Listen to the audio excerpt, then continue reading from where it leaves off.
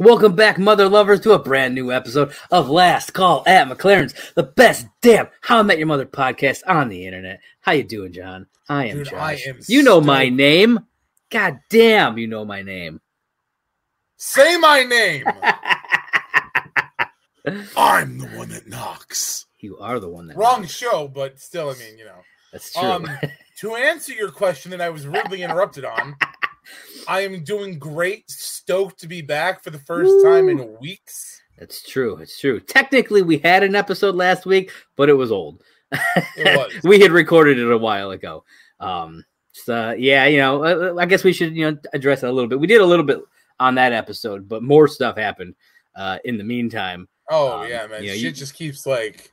You had a lot of loss. My mom passed away. Yeah. So I thank you all for hanging with us as I was dealing with some personal loss. Yeah. And I was just trying to keep my head above water and shit like that. So again, yeah. I appreciate you sticking with us during my loss. Yes. And then poor Mr. Gotta one up my brother over here. That's true. I was recently told by my doctors that I might have MS. And so we were supposed to put out the episode from last week was supposed to go out the week before, but that's when I found out everything and I had to go through infusion treatments and I had nothing in me to edit and post and do all that stuff. So, but it got put up and, you know, I don't know what's going to happen. We'll find out. I'll keep you guys informed, you know, but we do what we do. But we're here now, and it's going to be awesome. We're going to talk about some How I Met Your Mother. And we have another announcement that if you guys did not see on the Twitter page, if you're not following us on Twitter, at Last Call HIMYM, I mean, what are you doing? You got to get over there. I mean, I know Twitter's a weird place right now. A lot of stuff has gone on, but do it anyways. Follow us over there. We now have a Patreon. We have officially launched our Patreon. We've got 3 different tiers over there. It's patreon.com/lastcallhimym. I made sure to keep it all the same. Last Call HIMYM. It's easy for you guys to find everything that we do. Like I said, 3 tiers. You can get early access to the pod. So every Friday it'll drop instead of Monday. So you'll get it that whole weekend early at the lowest tier. Then there's another tier where you'll get our bonus show, Last Call After Hours. We'll be doing at least, I'd say, probably 2 to 3 of those a month, depending on, what we wind up talking about. And I also added an extra, a higher tier there for like a monthly AMA. So you guys can kind of chat with us, on a bit more of a personal level. If you choose to, it's cool. If you don't, no pressure. It's all good. And I also launched our Instagram. Yeah. There's only like four posts up there right now, but go join that Instagram, join the Patreon if you want to support us. It'd be very, very nice. And be sure to follow us on Twitter at Last Call HIMYM. Last Call HIMYM everywhere we do stuff. So I was gonna say it's straight across the board. Yeah. Last Call HIMYM. That's right. Come find us. Support us. Yeah. Like us. We need to be liked. Josh needs to be liked. It's true. I do. I mean, look at that face. Look at how lonely he is. He wants you people. He wants you close and tight. It's true. So tight. And speaking of tight, I don't know why, but we're going to speak of tight just because I say so. We're going to talk about the tight ends. There you go. The latest episode for us. Season 2, episode 14, Monday Night Football. See, I think it's weird that they call it Monday Night Football because the Super Bowl is always on a Sunday. Yeah, but they don't watch it until Monday. That is true. Yeah. So this episode aired on February 5th of 2007, which was the night after Super Bowl 41. Nice. So the events of the back half of that episode all take place on the actual air date, which that's actually really fucking awesome. And it explains why they never once mention who's in the game, what the score is, because it was filmed before the Super Bowl even happened. Oh, man, that makes a lot of sense. Like, they couldn't even tell you who teams were going to be because they wanted to know when they filmed. Exactly. That's fucking genius. Yes. And I didn't know that, but that is, wow. Yeah. This one was directed by Rob Greenberg. This is his second in a row. It's his third overall. And written by the show creators, Carter Bays and Craig Thomas. Ooh. And the summary is real shoddy, I'm just going to say. It says, the gang must postpone their viewing of the Super Bowl and must avoid hearing about the game until then. Wow, that's one of the worst synopsises yet. Yeah. It's like, I don't know who's running this wiki page, but you have a single sentence. Why are you using the word must twice? I'm just putting that out there. It's not very good. So before we jump into the actual episode, I had some stuff about the Super Bowl that they don't ever actually mention here. This was Super Bowl 41. Like I said, this was February 4th of 2007, and the Indianapolis Colts were playing against the Chicago Bears this year. The Colts defeated the Bears 29-17. It was apparently also the first Super Bowl to be played in rainy conditions. Didn't know that. Interesting. And it had been 36 years since the Colts had been to the Super Bowl. They won that Super Bowl too, didn't they? Yeah. So 36 years and they won. And the halftime show was Prince. Yeah. No, because I was like, wait, it said Janet, but that was the year before. Yeah, it was a year. No, it was 2 years or 2 years, 3 years. It was 2004, whatever one that one. Yeah, it was when they did the flashback. It was the second one. You're right. That they mentioned. Yeah, which I thought that was a great little reference too. Well, it's because it's a big halftime show. Like that still rings out as to why they only do some of the halftime shows they do. Yeah. Oh, Janet, you will live. Janet, going and fucking up the Super Bowl for years. You will live in infamy. But yeah, that's my those are my little tidbits about that Super Bowl that we never hear about because we didn't know what it was going to be. That's really funny. Yeah. I thought it was pretty cool. All right, so we get into the episode. Future Ted starts off. He's talking to his kids, of course, about his favorite holiday, John, Super Bowl Sunday. And in particular, the one from 2007, which he says he'll never forget. I mean, it's understandable as to why it's so outstandingly rememberable. Yeah, but absolutely. It's rememberable for some like the worst reasons. Yeah, it's the game itself not memorable, but all the stuff that happens to them, that's the memorable stuff. Yeah. So we go over to the bar. Ted is assigning some tasks to everybody for the big day, except for Barney, of course. Ted wants him to focus on controlling his gambling problem. This is something we've seen in previous episodes, like when he goes to like Atlantic City and stuff, and he has problems with gambling. And later on, we actually learn how that all started, which I thought was cool. Yeah, I had forgotten about that we got the origin in this episode until I was rewatching. I was like, oh shit, okay.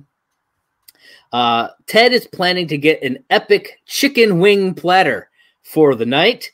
So I had a question for you, John. Other than wings, obviously, what sort of foods would you pick for a big event like this? Let's see. For us, it would probably be like a WrestleMania as opposed to a Super Bowl. It's really funny that you would bring this up because back when I was a kid, my mom used to go all out for Super Bowls. Yeah. We used to have like a house party and like the house was packed with a bunch of people. So she used to do essentially like a finger tray, which was like celery with cream cheese, olives, like the small stuff like that. There was a lunch meat tray. One of her famous things she used to do was she used to get like cans of biscuits and she used to like pat down biscuits and make like mini pizzas. Okay. Like my mom, like I said, my mom went all out for the Super Bowl. Like it was fucking ridiculous. Yeah. But like I don't think I ever was at a Super Bowl party with you guys, but other things that she's done. She would always go all out on. Like, it's going to be one of the things that's really going to be different about holidays and shit is that she's not going to be there to do all that small stuff. It's going to fall on us now, and it's not the same. It's true. It's true. But it'll make her proud. Oh, of course, especially with Lizzie's charcuterie boards. Yeah, man. You were talking about how your mom would do like finger trays and lunch meat, and I'm like, I wonder if that's where Lizzie got the I think that's where she got drive to do charcuterie, because like that sounds like exactly what that would be, just at a different version. Oh yeah, Mom definitely gave her some pointers too, so it was always it's really cool. And I mean, like, if you don't know what I'm talking about, go to my Facebook page, find my little sister Elizabeth Wickham. You got to go through her fucking page because she has the most amazing charcuterie boards ever. True. Yeah, and like, I'm plugging my sister right now, and she's not even watching this fucking podcast. So I'm going to tell her she has to specifically watch this episode. Yeah. It's a good episode. She also, for those of you who don't know, works for a job company. So if you need jobs, get a hold of her, and she can try to find you jobs. And she's doing it all across the United States right now, not just New York. So if you need a job and you're out there and you're looking for work, get a hold of my sister, Elizabeth Wickham. She will hook you up. There it is. Look at it. We're helping our fans get back on their feet. But yeah, so I mean, Super Bowl wasn't the big event in our house, but my dad was a huge football fan. My dad's a Cowboys fan. So that was always a weird thing growing up. I'll try not to hold that against him. I hold it against him. But it's really funny because in this episode we get a cowboy. We get Emmitt Smith. That's true. So it's just really funny. Yeah. So I kind of get like, if it was for me and you though, like you were asking, and I'm sorry, that was a huge side thing man. To get back. I love it.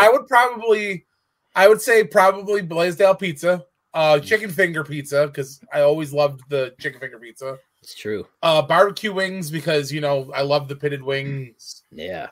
Mini tacos. Ooh, mini tacos is a good choice. Pizza logs. Yeah, pizza logs are definitely good. Anything I can eat with my hands, I'm down for. Definitely some snacks. Yeah, and chips and stuff. And just because you got to have it in the fridge, because I know you're not a drinker, ice cold, and I mean ice fucking cold, IBC. Oh yeah, for those of you who don't know what he's talking about, it's a brand of soda. It's specifically we like the root beer, but they also make like black cherry and orange cream soda and stuff, which I'm not a fan of. But the IBC root beer, wow, that's good stuff right there. We're plugging a whole bunch of shit today. We're plugging shit, and we don't even have sponsors. About this tropical mojito that I got for my birthday. Oh man. Have mojito. You tried this BioFreeze? BioFreeze. If you're willing to sponsor us, we're here. Any of you. Let me talk about my blue microphone. Yes. Me as well. Right here, Blue Snowball. Yeah, yep. Come on, Blue. Help us out. Oh, man. Now that I'm done shamelessly plugging. But yeah, what about you? What kind of foods would you do? I mean, those are some damn good ones. I think wings and pizzas, like, that's like a staple, obviously. But I'm not opposed to, like, a big old party sub. You know what I mean? Oh, man, I haven't done a good party sub in years. Yeah. Problem with party subs, though, is you got to get something that everybody's going to like. That's true. Usually, like, if you're going to have a lot of people, you do like a couple kind. You do like a turkey, you do a ham, and you get all the accoutrement on the side. True. You know what I mean? Like the lettuce and the onions and all those in little containers, and the mayos and the mustards and whatever. So that way they can just build it themselves. First off, you don't get mayo. Fuck anybody who uses mayonnaise. Right there, John. We ain't Italian dressing, we ain't talking. I mean, yeah, I'll take that. A little oil, a little vinegar. I'll do that too. But yeah, I haven't had like a good party sub in a long time, but I would rock that. I would. If I was actually going to have a party, I think I would rock that. Now, where would you get your sub from? I don't know, because I feel like I'm so out of the loop on like who makes good ones nowadays. I thought maybe you could have somebody to plug there. I don't. Maybe like, Subway. Check out so-and-so. Let's go to Subway. How about that? Subway. Eat fresh. Eat fresh, except for the tuna. That smells like fish. That's a penis. That's a penis. Oh man. So yeah, that there was that. And as the gang is chatting at the bar, Wendy, the waitress, comes over. We haven't seen her in a bit, and tells them that Mark died. How sad. But John, who the fuck is Mark? Well, that's the thing. And it's not like they ever go back to it and address who Mark is. No. So we, the fans, are like, who the fuck is Mark? Yeah.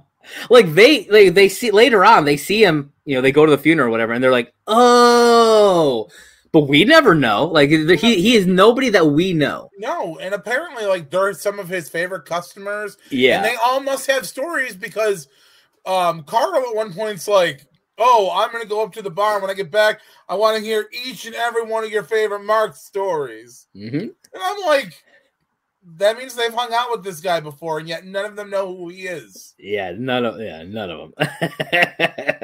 Which I thought that was great. And I think this is the most we've gotten from Wendy since the show started. Yes. You know what I mean? Because she actually has like a decent little piece of dialogue here. I think the same could be said for Carl, though. Probably. Yeah, you're probably right. Trying to think if Carl had any, because like Carl has had a bit more in general than Wendy throughout, but I think you're right. Dialogue wise, I think this is probably the most for both of them. Yeah. I would love to get Carl I think his name is Joe Nieves. I think his name is. I'd love to get him on the show. Dude, I would love to. I'm gonna try to reach out, see if we can get Carl. Do it on the show. Do it. I want to be part of that interview. Hell's yeah. I have so many questions for Carl.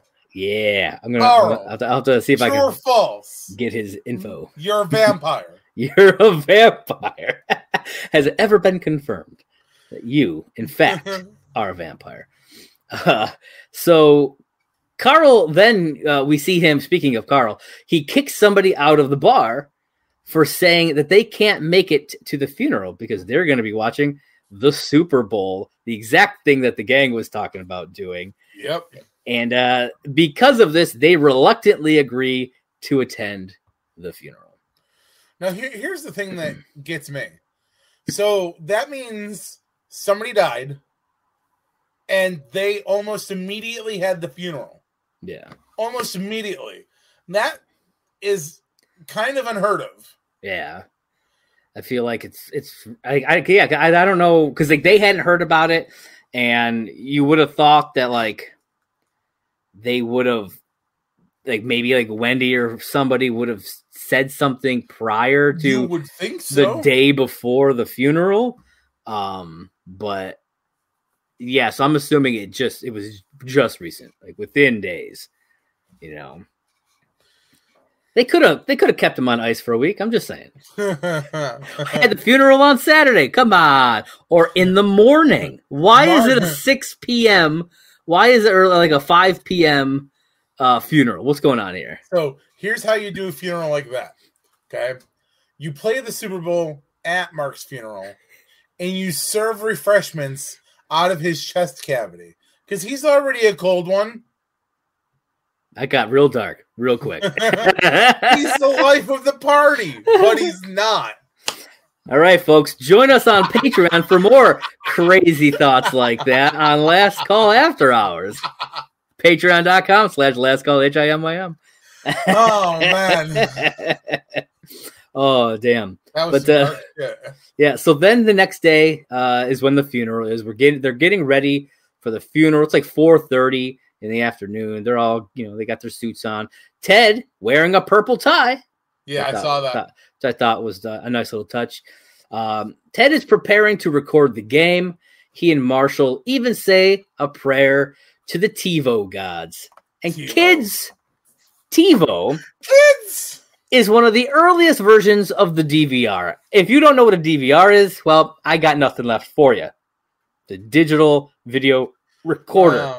Kids, yeah. Before TiVo, people would put a VHS tape in a VCR and record things. It's true. What's the VHS, you might ask? Well, it was a black rectangular thing that had this ribbon inside of it, and these magic little elves would just draw these pictures in there. That's exactly how it worked. Little elves drawing pictures on. Sadly, I don't have a VHS anymore, but ask your parents, they might. I do. I mean, I know it's not in my apartment, but I have a VCR and a couple of random. But I was talking about for review purposes. Oh yeah, like just holding one up and being like, "This is a VHS." That's true. Just go Google. Google it. There you go. Google is your friend, usually. And so during the prayer, Ted mentions the ability to fast forward through commercials, which I thought was funny because then the girls jump in and they're like, don't even think about fast forward through the commercials. These are the best part. And I wanted to get your thoughts on that. Do you agree that the commercials are the best part? Do you have a favorite commercial that you can remember from the Super Bowl? Yes, actually I do. There's two that stick out in my mind. One is the Budweiser rock paper scissors commercial. Yes. And it's Bud Light, exceptionally Bud Light. That's from this Super Bowl. No. Yeah. No, it's not. Yeah. Because I was looking up stuff, and that one was listed in the little the thing big about fucking tub of ice. Yeah, that's from this Super Bowl. And then my other favorite one was the crime deterrent cell phone. Yes. Oh my god, I love that one. For those of you who don't know what I'm talking about, I'll quickly recap this commercial. It's back when flip phones were still a thing, and it's these two guys in this locker room, and they're talking about special things their phones can do. And this guy's like, I can check my email from my phone. And this other guy's like, okay, I can do that, and I can do this and this. And the other guy goes, mine has crime deterrent. And the guy goes, crime deterrent, what's that? And he's like, tried to steal my wallet. And he's like, hey, give me your ID. The dude just chucks the phone in his face. Guy hits the ground. You hear the phone hit the ground. And then they go to the thing about the phone, and then they cut back to it, and the guy's picking himself up off the ground, and the guy's back on his phone. And the first guy on the ground's like, I'm going to file a grievance, and he chucks the phone back in his face. Crime deterrent.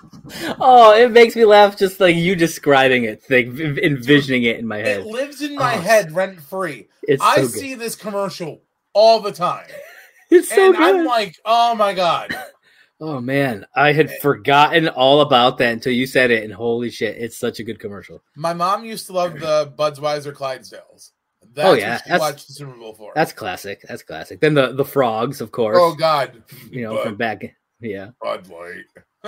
Bud Wise. Way back in the day. Oh man. That even made it into was it Scary Movie? No, kind of. Was it a Scary Movie? Oh, it was the Was Up. Yeah, I was gonna say it was the Was Up. It was the Was Up that, and that was from a Budweiser commercial though too. Yeah. Hey, Dookie, pick up the phone. Yeah. What's that? Yep. But yeah, that rock paper scissors one I think is because that's the one I was gonna go with. For any of you who are listening or watching, if you have not seen this, go find Bud Light rock paper scissors and treat yourself to a great laugh. Yeah, absolutely. It's it's so good. And let us know your thoughts. Hop on Twitter at Last Call HIMYM. I'd love to hear what you guys what commercials you remember and really enjoyed from past Super Bowls. Shit. So Barney then shows up. He's on the phone. He's in jeans and a hoodie. Yes, he is. He's being like real cutesy. It sounds like he might be on the phone with a girl or something, but no, he's on the phone with his bookie, which is funny because I think it was in the last time we saw him betting, he was on the phone with his bookie, and we found out his bookie was his mom. Yeah. So, I don't know if this is still his mom, if it's a different bookie. I don't know what's going on. I'm assuming by this point it's probably a different bookie. Yeah, it's just, I think it's funny either way because of the way it's fucking great. I love how he's like, no, you hang up. No, you hang up. Oh, that's just my bookie. Great guy. Oh, man. And, like you said, he's in normal street clothes, hoodie, t-shirt, and jeans because according to him, suits are a joyous thing, and they're meant for the living. Though there are 2 or 3 different instances where we see him at a funeral setting in a suit. Yep. So, I mean, it could be argued that maybe by that point, Marshall's dad, I always kind of thought of it's respect. It was respect. There was a picture apparently of him at Robin's uncle's funeral, which I guess could be maybe it was respect for her. I don't know. And then he mentions going to a funeral at some point. I was reading this where he's wearing a tie, and we don't see it. It's just kind of mentioned. But who knows outside of that? Maybe every other time he has been in street clothes. We don't know. Maybe. I don't know. It was fun seeing him in street clothes because it's not a thing we ever see, really. It's very rare. My thing is, you shouldn't have to be dressed up unless you're one of the people who's like there as family. Yeah. Like if you're going to support somebody at a funeral, you're there paying respects. People would want you to be comfortable. Yeah. They wouldn't want you to be. Don't look like complete like shit, maybe, but True. I don't think you need to be in a fucking suit necessarily. Like, I'm not saying walk in and like ripped up fucking tattered shit and whatnot. Don't look like you're going to a Poison concert. Don't look like you're trying out for Poison. don't act like you're going out for a Motley Crue video. That's fair. Make sure you have underwear and pants on at the same time. Well, I guess Brittany, we don't want to see your vagina anymore. I guess if you don't want to if you have pants on and you want to go commando, that's up to you. Who am I to judge? Hope you don't split your pants. That's true. That I've never thought that because, I know people who go commando. And that thought has never crossed my mind, but now I don't think I'm going to not be able to think about it. Because what if, man? Yeah, well, what if? Then it's everywhere. Oh, then it's everywhere. In the open.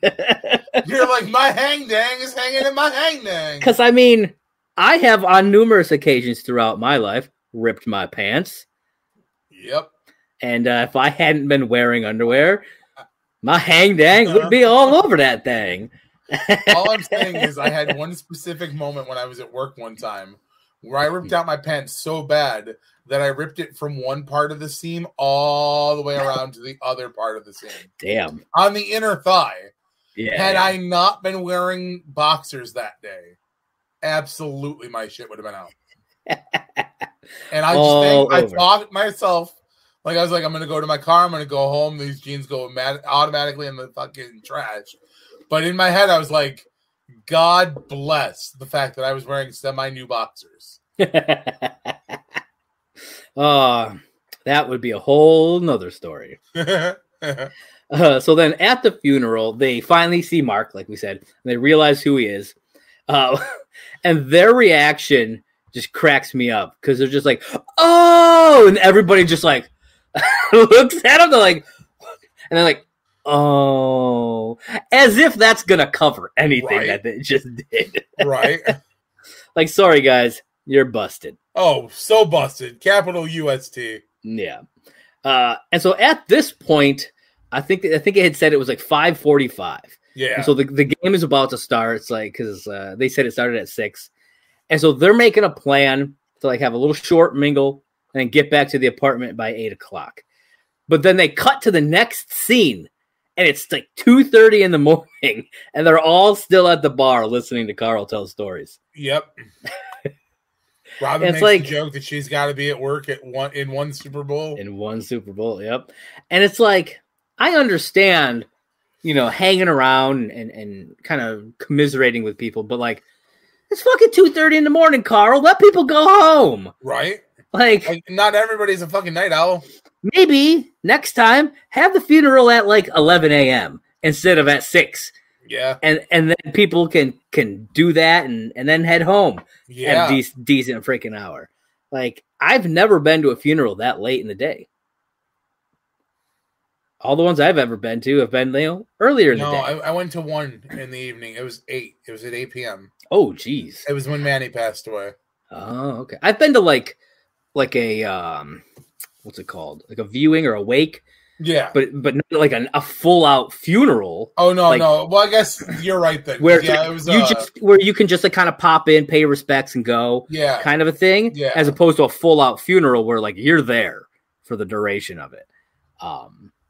Yeah, it's like I feel like that's too late. I don't know. Yeah. No, I would agree with you. Yeah.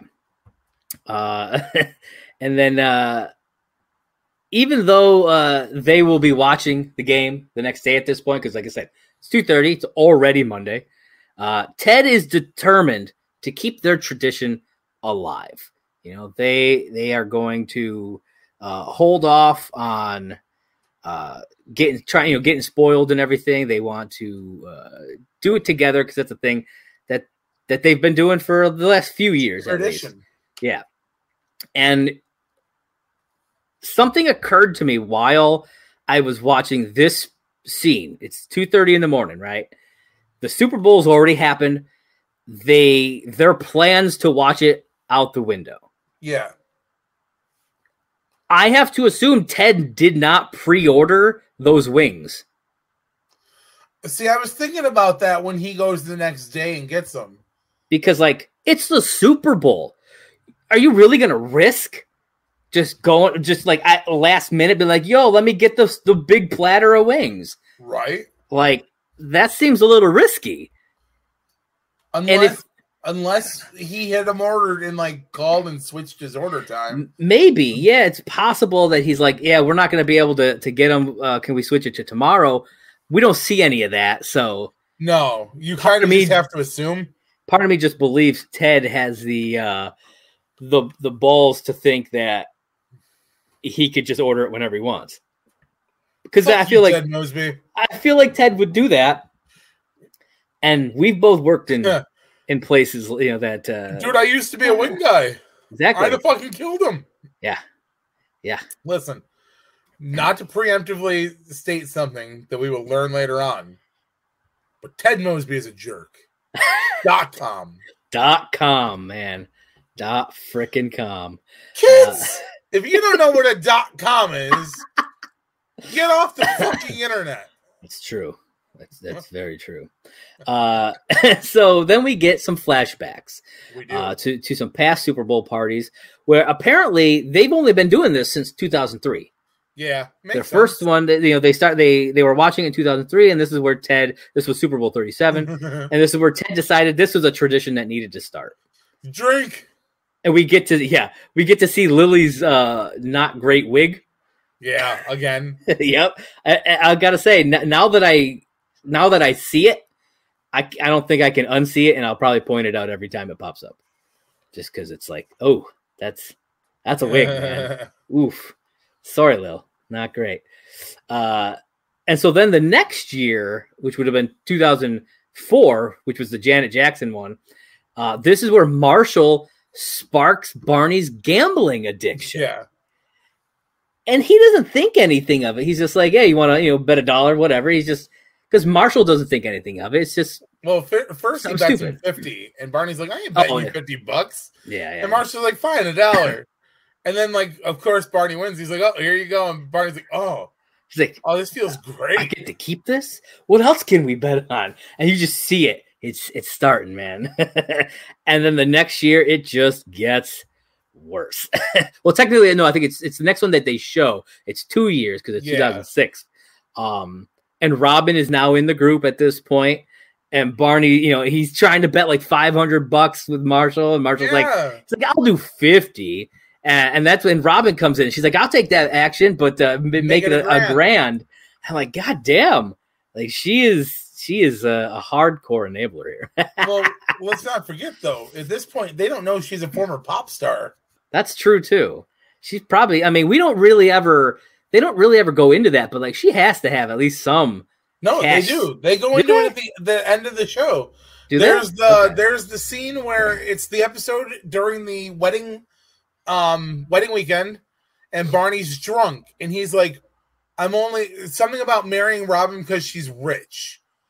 And Ted's like, how rich? And he's like, buttloads. Yeah. And Ted was like, and you've never picked up the check.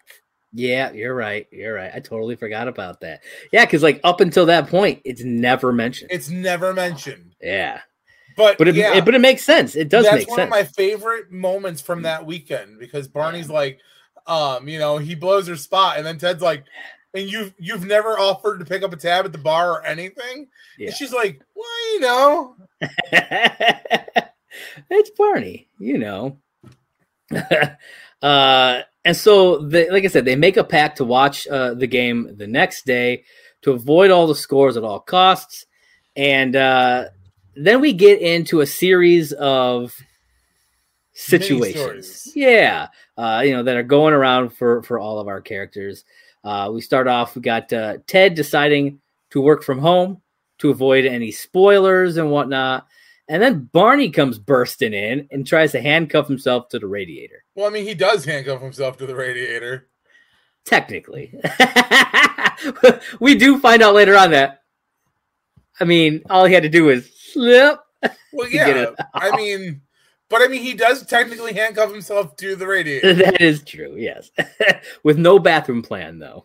That's what makes me laugh. I love when Ted walks out and Barney's like eyeballing the plant, and Ted just like quietly walks back in, grabs the plant, and walks out.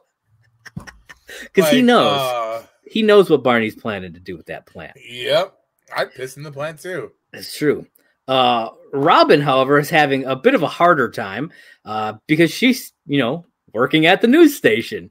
Yep. And the news, they love to talk about the sports, and she tries real hard to avoid that, going as far as to try to not even let the sports section be even done on the. Well, you figure day after Super Bowl, that's a big day for anybody in broadcasting. Oh yeah, absolutely.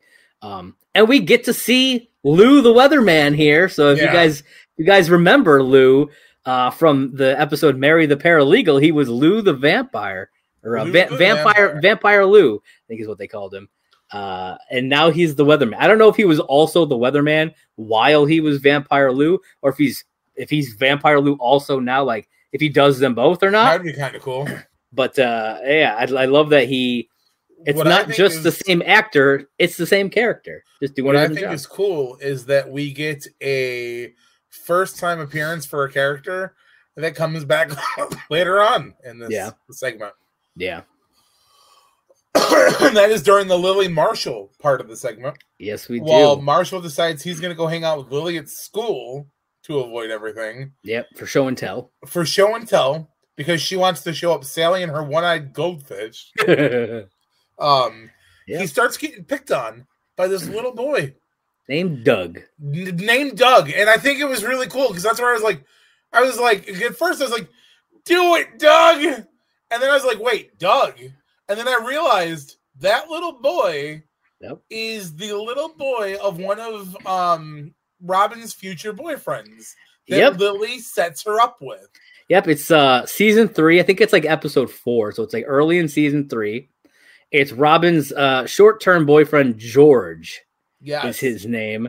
And funny enough, I discovered both this episode and that episode, directed by Rob Greenberg. Oh, fucking fair enough. Yeah, I thought that was pretty funny. But yeah, random kid character who, I mean, honestly, I never would have expected to even see him come back, right?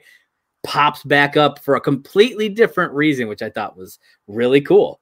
Different reason, but same role.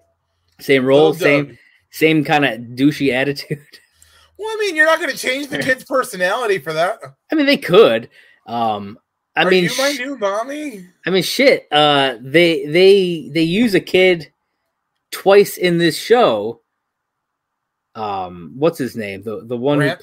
Grant. Yeah. Yeah. They use him in 2 different roles. Like they could have. True. If they had wanted to, but I'm glad they didn't. I like that they actually brought Doug back as that character back. So it was really, and then we go back to the apartment. Barney is complaining about locking himself up, of course, and Ted is getting ready to go pick up the hot wings. And this is where we're introduced to the sensory deprivator 5000. Which I want to make one of these. I just want to make one and have it in my house. Phenomenal. Yeah, it'd be awesome. I do love that this comes back during the point where Marshall and Lily are trying to have a baby. And they allow Barney to be in the room, and he's wearing it. Yes. Because, seasons go by at that point. Like, we're talking, season, I want to say it's, 5, season 6. Maybe. Yeah, probably. But, yeah, the sensory deprivator 5000. All it is, it's a pair of sunglasses with duct tape on the lenses, 2 holes punched out, blinders made from a Cap'n Crunch box, and some noise-canceling headphones. That's it. Simple, but effective. And that's it. It's so simple, yet so effective. That's a Shark Tank thing right there. Yeah, man. Like, we bag on Ted a lot, just because, that's kind of the character. But that's some brilliant right there, man. I mean, it is. Because, theoretically, he could have just walked in with just the headphones on and tried to avoid the TV. That's true. But he takes it a step further, and he's like, nope. Yeah, and he does really well with them on. He does. You know, there's we see him multiple times. There's a shot later on where Barney's kneeling in the street or on the sidewalk, like screaming to the sky, and we just see Ted walk by him. Just because as Barney's going down the street, you can kind of see Ted behind him. Yeah, but it's not until he really kneels down that you see like the Ted walk by. Yeah, and I was like, yeah, I love that. And Ted makes his way over to the sports bar that he's going to, one of the few non-McLaren's bars that we get in this show, which I don't think we ever see again, as far as I can remember. It's possible, but I don't think we ever go there again. And Ted is yelling because he can't hear. He's wearing the noise canceling headphones and everything, and he gets his wings without incident and he leaves. Little does he know that there will be a problem later on. And then we hop back over to Robin. The sports report is finishing up. She's got her fingers in her ears. She's avoiding everything. And she tells the station producer that they need to change the teleprompters to not include the winner of the game. And when she tells her, like, that's crazy, she goes and uses Mark's dad to her advantage, which I was like, oh, okay, I see you, Robin. I mean, she's not stupid. No, she is not. Ingenuity. And, fuck, it worked, right? It does indeed. We get a hilarious scene out of this with her nondescriptly talking about stuff happening, talking about the game and about the mayors of the towns, whatever, which I thought was hilarious. I would love to see. I would watch her news program just to see what kind of weird shit happens on it, because stuff always happens on that. Oh, always, always happens. Yeah, I would watch that. I'd wake up at 3 a.m. if I had to. Just saying, whatever time it was on, that way before when she was on it. Fair. And so Barney, then he gets free. Like I said, Ted comes back. He's got the wings, but he can't really see because he's still got the thing on his face. And Barney takes off, and Ted realizes the dipping sauce is missing. Now, here's my question. I'm pretty sure the wings are sauced because we see that. Yeah. What is this dipping sauce, do you think? Do you think it's like blue cheese? Like something like that kind of a thing? Blue cheese or ranch. Okay. Because that's a big container. I'm like, if that's a big-ass container of blue cheese, I'm down. Well, please. And that's the thing that kind of, like, I was thinking about it because I'm like, he makes a big deal about this. So either it's a really, like it could have been like a fancy sauce, or it's blue cheese or ranch. It's something like that. It might be like a house made, like they make it in there. Like Jenna's, they make their own blue cheese, and it's like it's real freaking good. So I could see that. But he goes through a lot just to get some sauce. He does. Just saying, man. Been with a few girls that were the same way. Huzzah! Huzzah!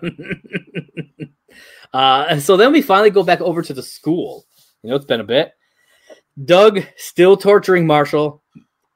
And even after Marshall has apparently eaten a bunch of crayons for him, Doug is still trying to blackmail him. And he admits that the reason is because he's in love with Lily, or as he calls her, Miss Aldrin. And so Doug breaks something, forces Marshall to take the blame, and causing him to end up in timeout, which I thought was funny, just seeing him stand there. And then Doug keeps pushing Marshall deeper and deeper over the edge.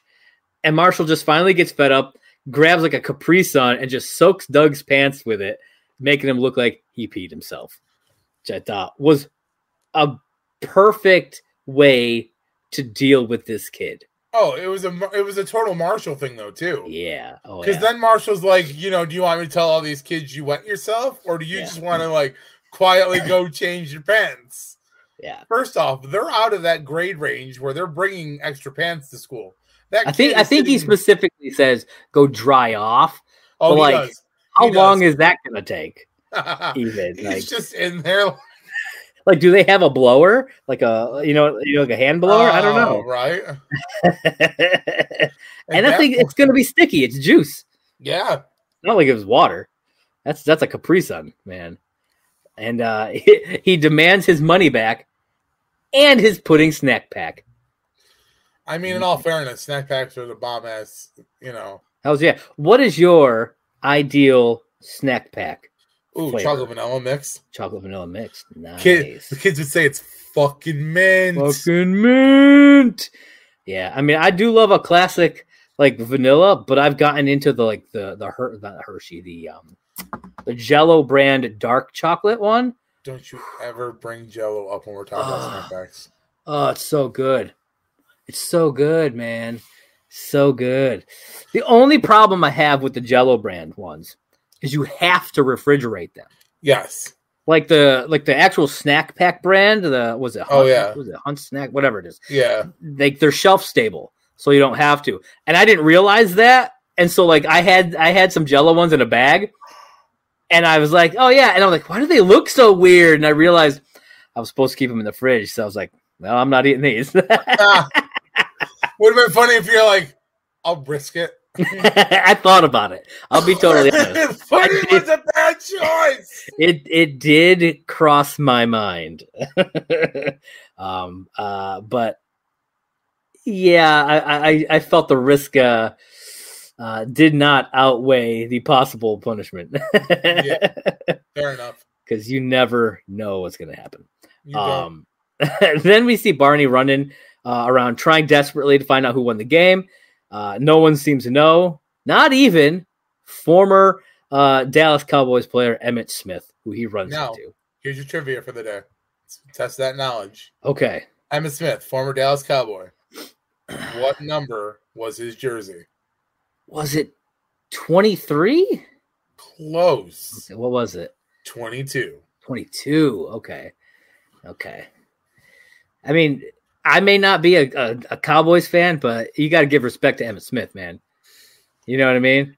Emmitt Smith is probably by far one of the best NFL players. That he was around the time when I was super into football. You know, when the Bills were hot with Jim Kelly and all them. You know, it was Emmitt Smith versus it was the Cowboys and the Bills. That was a big. I'm going to give you one of the hardest questions of your entire life. Okay. You have to choose between one of three players to recruit for your football team. Okay. We're going to start with Emmitt Smith since he's already on the board. Okay. Number 2, Jerry Rice. Okay. Number 3, Thurman fucking Thomas. Oh, man. All three of those players right there are rightfully Hall of Famers. That's true, man. That's true. And I believe 2 of them are already in the Hall of Fame. I think I got to go with my boy, Thurman Thomas. You're like my boy, Jerry Rice. Jerry Rice got some legs on him, though, man. He can run, man. There was nobody like Jerry back in the day, except for maybe Lawrence Taylor. He could freaking run, man. He could. Damn. Because I was torn. Like, I mean, don't get me wrong. Emmitt Smith is great. But, I think all three of them play different positions, though, too. So yeah, they do. We'll take them all, man. We'll put them all on the same team. Dude, you gotta get if you're building a fantasy team, don't forget Bo Jackson, though. Bo Jackson, there it is, man. And my personal opinion, greatest quarterback ever in the NFL, Joe Montana? No, Boomer Esiason. Sorry. Oh, okay. Boomer. Yeah. Former Cincinnati Bengal. I mean, sure, but greatest arm in the NFL, in my personal opinion. Maybe Brett Favre. 90s Brett Favre, not later year Brett Favre. Okay. Back when he knew how to play the pocket. He's definitely up there. Definitely up there. Kelly before he screwed his arm up. Yes. You know what I mean? Only quarterback to ever go to the Super Bowl 4 years in a row. Unfortunately, couldn't capitalize, but hey, can't take away the fact that they made it 4 in a row. Just saying. That's true. Well, actually, I should say he's the only quarterback to ever go to the NFL 4 years in a row with the same team. Because I think Brady's close, but I think Brady played for a couple different teams along the way. But did he go 4 years in a row? I don't know. I don't think he did. It's Brady. He cheats his way there. I think there was a year here and there where in between. I mean, I think Brady's probably been there the most in general. Probably. But, yeah, it's a lot. And every one of his wins has an asterisk next to it for some reason. Amazing. Cheater. Oh, we're gonna lose a bunch of fans now. Well, since we're already gonna lose fan, Tim Tebow sucks. Fair. I don't really care about Tim Tebow. Just putting that out there. And so as I said before, Barney screaming out of frustration, we finally see Ted walking by with the sensory deprivator 5000 on his way to retrieve his dipping sauce. He gets to the bar, gets the sauce, and then everything starts to go wrong for everybody at once. They all wind up getting the winner spoiled except for Ted.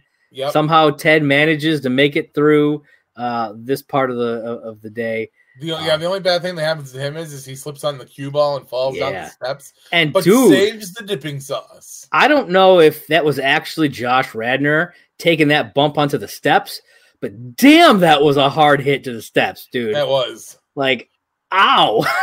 Sadly, there's no way to fake a fall like that. Like, you have to fake that fall. There's not. And, like, I doubt that they were like foam steps or something. You know what I mean? Oh, no, it was probably a stuntman who did the moment. Probably. But I can totally see that stuntman being like, okay, I'm going to do this, but I'm going to need a tub full of ice.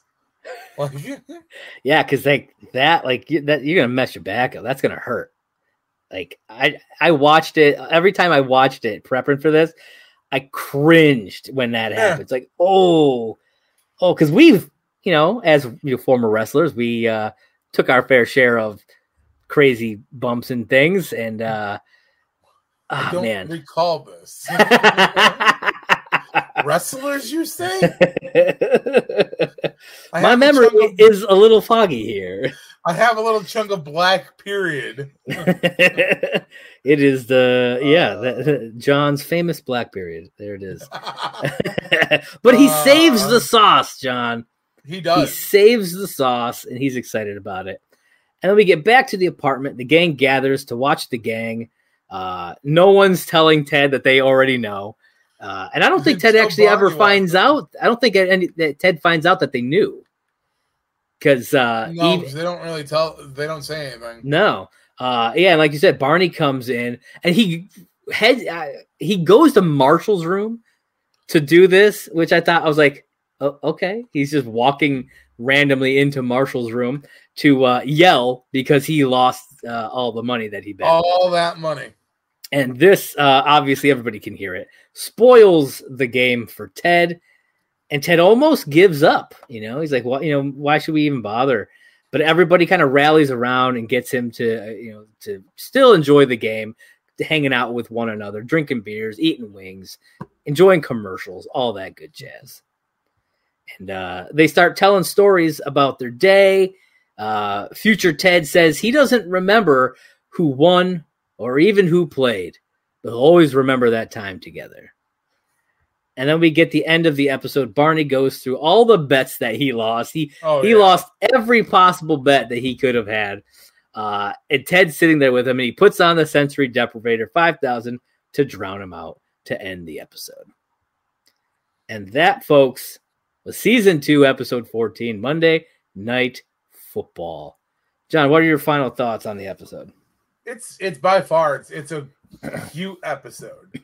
It's definitely one of those ones that doesn't fit any of it's a side story. It's like a side quest. Yeah. It has nothing to do with the main part of the story, but it's crucial to who Ted is and the gang and their connection. Yeah. I loved this episode for that. But it's definitely not like, oh man, I got to watch that episode again. I get that. I think it's an exceptionally well-written episode. I think the direction is really good. But yeah, like you said, it doesn't really affect the progress of the show. I mean, really, the only things we get are we get the introduction of Doug, who comes back later. We get to see how Barney's gambling addiction started. And we get to see the sensory deprivator. I feel like those are probably the only things that even pop back up. Pretty much. Really. So. Well, the Super Bowl pops back up in another episode. That's true. Yeah. And that's when Barney's sitting in the crowd with his phone number on display. Yeah. CBS, Call Barney Stinson. Yep. CBS. The Magic Phone. Yeah. But yeah, other than that, yeah, like you said, it's just like a kind of a standalone episode where you can just kind of watch it, enjoy it. That's the Rabbit Duck episode. Yeah. Yep. Shit. See, I like it when shit like that clicks in my head where I'm like, oh my God, it's the Magic Phone episode. That's the Rabbit Duck episode. Yep. And Marshall's one of my favorite lines that Marshall ever delivers. Why would he order the rabbit if he was just gonna leave? Yep.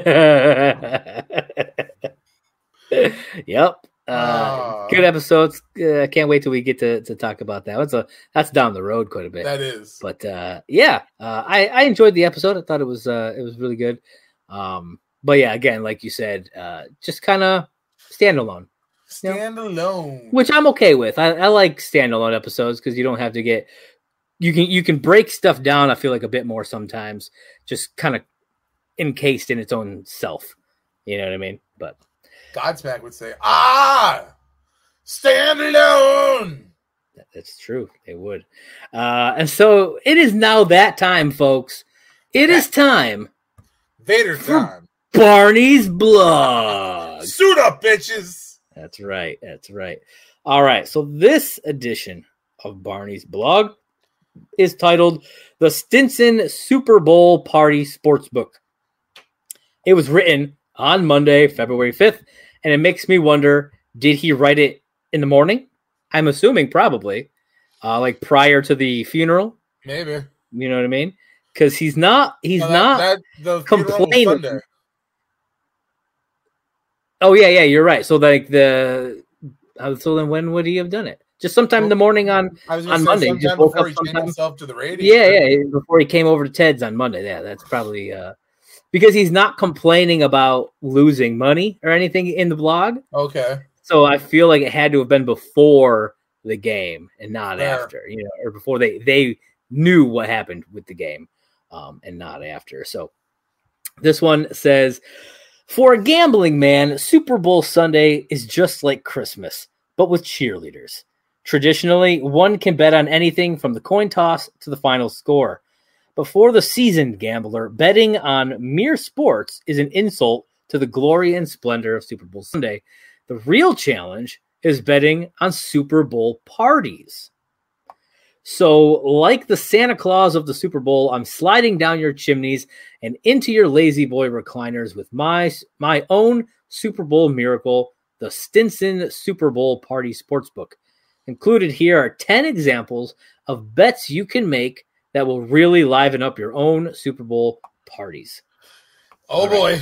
All right. So a couple of them I feel like might not work as well now because of how old this is. It's been like 15 years. Yeah. So they're a little past their date, I think. But we'll get in there. So number one, total number of trips to the bathroom monitored by toilet flush count. Okay. Number two is the number of Janet Jackson jokes attempted during the halftime show. I don't think that happens that much anymore. No. You know what I mean? Like people, I feel like it might still come up occasionally, but it's been, 2004 that happened. So it's been almost 20 years. Yeah. I feel so old right now, but it's been almost 20 years. I think we might need a new one for that. Number three is the number of economy-sized chip bags consumed with a side bet of barbecue versus salt and vinegar. I got to say, John, neither of those are my preferred potato chip flavor of choice. Mine is barbecue. Yeah, mine would be a sour cream and onion all day. True.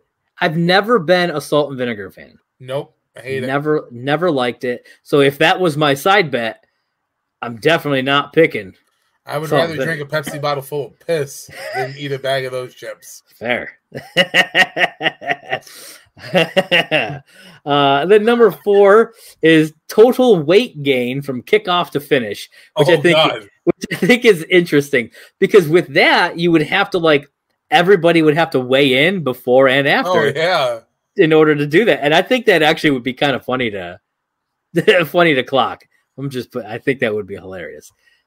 And here's my question though. I would. Are you betting on who will, or are you saying I will. Like the winner is the person who does, or are you just betting on who? I think it's betting on who. Because who then you, the most on. Like I said, you still have to get everybody involved. That is true. And then the person who gained the most weight might not win anything because if they don't bet on themselves. I have a way to be the guy, though, that everybody would assume it would be one of the bigger guys. Yeah. I would walk in, though, having to take a massive shit. Go take a shit. You drop like 2 pounds. Right, yeah. And then Are you're gonna weigh yourself first, though? Yep. There it is. And then you go and you drop. And then you eat, because why not? There it is. There it is, folks. Make sure you weigh in before your drop. Never bet on the fat man. Never bet on that's true too. Or maybe do bet on the fat man. I don't know. Number 5, carpet spills. I'll be honest, man. If I'm having a party and you're over here fucking spilling shit all over my carpet, you might get your ass kicked. I'm gonna have to change sports here for a second. But you're spilling shit all over my carpet. You're out of here! Get out of here. Get. Number 6 is the number of John Mellencamp songs featured in commercials. I feel like this one needs to be updated too. I feel like you're right. I'm just saying. I don't know who I would update it to. In the 2000s, though, he was still kind of correct. Yeah. I think at the time it's fine, but I think now it needs to be updated. Number 7 is the guest to seat ratio. And it says, note, the floor does not count as a seat. Number 8, in which quarter will you run out of cups? Number 9, the total number of shushes during commercial breaks. And number 10, total beers consumed. Okay. I'm going to go back a couple here for a second. Okay. He talks about the what quarter you run out of cups. Yeah. First off, if people aren't reusing their same fucking cup over, they can get the fuck out of my house too. Yeah, absolutely. Because either you're using a glass cup anyway, or I bought solo cups for an event like that, or I'm sorry, some kind of plastic drinking cup. Doesn't have to be solo. But sponsor. You have some kind of like plastic cup that would be disposable, but you better still be reusing those. They can fucking rinse them out and refill another drink in them. Yeah. And like, are you having different drinks? Like if you're just drinking, say like beer, like you can just refill your fucking cup. Exactly. That's why like that one, I'm kind of like, you shouldn't be running out of cups. Because if I'm going to buy plastic cups anyway, I'm going to buy a fucking cheap quantity bag. Yeah. So if I'm running out, that means somebody has some fucking explaining to do. Yeah, absolutely. And they're going to be doing all the dishes. Oh, yeah. Yeah. Fuck them. Yeah, so. But that, folks, is Barney's blog for this week. I hope you enjoyed. And I hope you enjoyed this episode of Last Call at McLaren's. Be sure, if you want to support us, hop on over to the Patreon. Patreon.com/lastcall, HIMYM. A lot of good tiers there. Any little bit of support really helps. We really appreciate you. If not, that's cool. Just like us on Twitter. Share the episodes. Anything like that will help us out. You know what I mean? And any little thing you can do, even if you can't afford anything, just share it with your friends. That way it spreads the love. So John, if you got anything else that you want to add before we wrap up here? No, sir, I do not. All right, then let the good folks out there know where they can find you on the internet. Ooh, people, check this out. I'm doing this special for you. So tell me what you think. It said, hop on over to my Twitter. It has a link to my awesome blog. You can click it and check out on my life stuff. And I talk about this guy. Now here's Josh. Check him out. It's JPRYNOR. He's got a Twitter and pretty awesome blogs. Yeah. He's got a lot to view. There it is. No, you never actually said your Twitter handle. At simply saying J1. Thank you. Simply Saying J1. Hop on over to my Twitter. Check out my blog. View my posts. Ladies and gentlemen, if you don't like me, you can bite me. Because there's a fire and a burning passion coming back. And guess what? I don't know. It's happening. Sure. He likes to be bit. So you're more than welcome. Yes, and you can find me on Twitter at MovieBlog Merc. That is the Twitter page for my site, Merc with a Movie Blog. If you're watching this on YouTube, you are on the Merc with a Movie Blog YouTube channel, or maybe you're on the Patreon watching it early. Yeah! And if that's the case, you're awesome. Every Friday, you'll be able to check it out early. But if you are on the YouTube page, don't forget to hit that subscribe button, hit that little like icon, and ring the little bell for notifications. Pew, pew, wherever the fuck it is on the screen. I never know. And I'm never going to know. I don't want to know. You got to find it. Click that bell. It's like a treasure hunt. Where's Waldo? Treasure hunt. You find the magic bell. You get magical podcast notifications. That's what it is. Yeah. That's how it rolls. And if you're listening on podcast form, if you're over on anchor.fm/lastcall HIMYM, you can leave us a voice message, which would be awesome. We'll play that on air. We'll play it live on air. Questions or comments, whatever, put it in there. And if you're on Spotify or Apple, you leave a 5-star review. We will read that out on air as well. We've had a 1-star review. We will come to your house and we will fucking cocksmack you. See, that might entice people to just leave 1-star reviews, and I don't want that. But yeah, leave those reviews. It helps us move up in the algorithm, gets us seen by more and more people, spreads the love to all over the world. Thank you very much. And listen, if we have brought a smile to your face today, I just want you to do me a favor and leave a smile in the comment section anywhere you're listening to this. If you're listening to it on a podcast, leave it in a comment form. Leave it in the comments. If you're watching this on YouTube, go down in the comment section. Leave a smile. Let me know that we touched you today. On Twitter, even at Last Call HIMYM. Leave us a smile there. I mean, just let us know. We want to know, if you're liking what you're hearing. If there's anything we can do to make it even better for you, let us know. Do you want me to use my sexy voice? Because I will. I'll talk only like this when we record the podcast from now on. John, you're going to give all our fans the vapors. You're going to get the vapors. Yeah, it's going to be like Niagara Falls. All over the place. But, that's all I got for him, man. What do you got for him? Listen, you don't have to go home, but you can't listen here. That's right. Catch you guys next time.